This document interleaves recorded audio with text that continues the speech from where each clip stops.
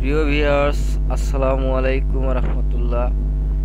এখন আমরা আছি চিলাহাটি বাউলাগঞ্জ রোড মাঝামাঝি বড়ডিগি নামে যে এলাকা, সেই এলাকার যে ব্রিজটি আছে সেই ব্রিজে আমরা এখন অবস্থান করতেছি।